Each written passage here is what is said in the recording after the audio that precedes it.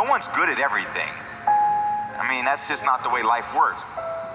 What you know is very limited, and what you don't know is limitless. The man who led us to 6 Super Bowls. Those who stay will be champions. War number 12, the greatest of all time, right here in Tom Brady. If I want to be the best, I gotta beat the best. Man, if I want to be good, I gotta wake up in the morning, I gotta do the extra work, and I gotta show up when other guys aren't, and I've gotta learn, I've gotta continue to be open to learning. But I had to take it to a new level that the other guys wouldn't. Nothing was given to me. So I'm gonna go out there and compete as hard as I can. And I'm gonna treat practice like a game. And I'm gonna gain the respect of my teammates every day through my work ethic. I'm gonna work hard in the weight room. I'm gonna work hard in the film room. I'm gonna work hard to be a good student. Whatever they ask me to do, that's what I'm gonna do, to the best of my ability. I never once in my life ever said I wanted to be the best of all time. I'm just a story like everybody else. I wanted to be the best I could be, period. And I said, be proud of the man in the glass. Be proud of that man that wakes up every day and does the best he should do with his priorities. So we're all talented at certain things, but we can really continue to improve our weaknesses if we're humble enough to identify them, and we can build on our strengths. Focus on what you can control. Focus on what you're getting, not what anyone else is getting. Whenever you get an opportunity, you take advantage of it. You treat it like it's the Super Bowl. You treat it like it's game day. Go out there and treat practice like no one else does. And you have an opportunity every day to surround yourself with people to help you grow. You know, I always said we play for the name on the front of our jersey was the Patriots or the Bucks, or anyway, I play for the name on the back of the jersey, which was my family and the people that encouraged me.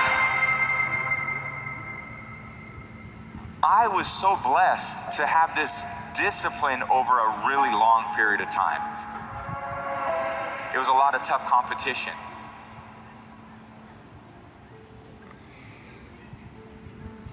But I was never, I would say, like a prodigy. You know, I wasn't like the kid where you see Tiger Woods swinging on the Johnny Carson show at 2 or 3 years old, and you know his swing looks as good as it did at 3 years old as it did, you know, as he grew older. Or you know, certain players that had this unbelievable prodigy aspect to themselves. I saw myself as someone who probably had some other traits that maybe were hard to identify, but that were really sustainable over time, which was, I would say, work ethic and discipline.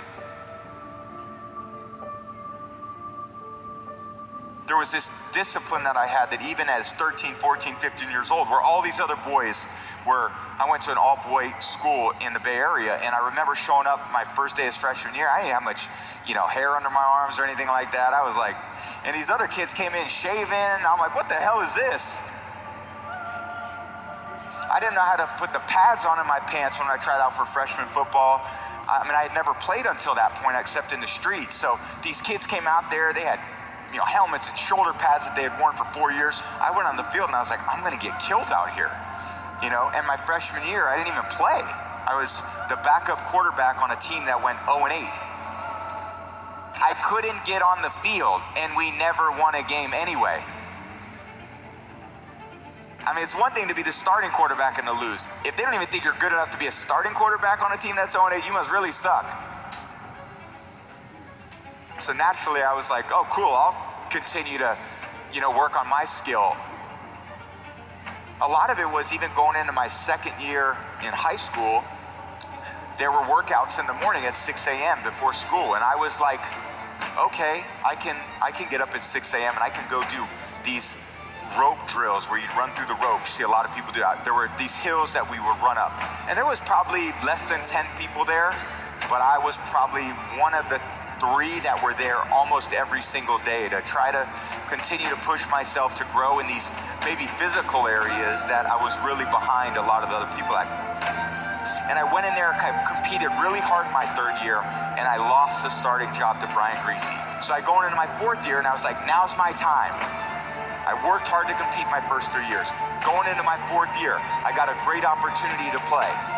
and they recruited a kid named Drew Henson, and I was like, the competition is relentless. At first I was looking at the guys ahead of me, now I gotta be looking down at the guys behind me too. And going into my 4th year, my teammates named me team captain, and I won the starting job. We had a good year.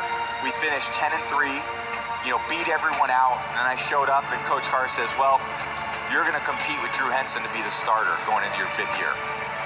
And I was like, you gotta be kidding me. You want me to compete? That's what we're gonna do. Our mission in Coding Dojo. I competed really hard again in my 5th year. Took it to a new level. Thought about my conditioning, my strength. Thought about how I was doing making my decisions off the field. I was starting to play really good. And I thought, I'm gonna have a chance. Coach Carr called me in and he said, well, Tom, this is what we're gonna do. You're gonna start. Drew, you're gonna play the 2nd quarter. And I'm gonna decide at halftime who plays the rest of the year. Coach Carr said, the platoon's off. Tom's playing the rest of the year. We didn't lose a game the rest of the season. It was a tough battle for me. It was a tough go. It was tough in high school. It was really tough in college. So of course now I'm going to the NFL draft. And I'm like, all these pro coaches must have seen how good I was. Man, I'm gonna be a 2nd round pick. Round 1, 2, and here we go. 6th round, pick 199. And I was like, all right, I'm gonna make all those other teams pay. Like I said, I wasn't the prodigy. I learned about work ethic. I learned about resilience. I learned about gaining the trust and the respect of my teammates and coaches to name me captain. I learned about how to dig deep within myself, a long way from home without a ton of support.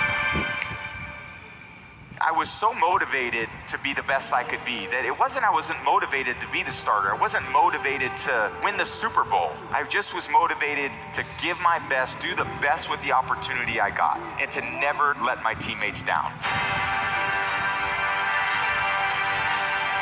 All those experiences that we think are the hardest things in our life end up being the best experience in our life, because if you approach it with humility and you look inward, they become the best opportunities for growth and learning.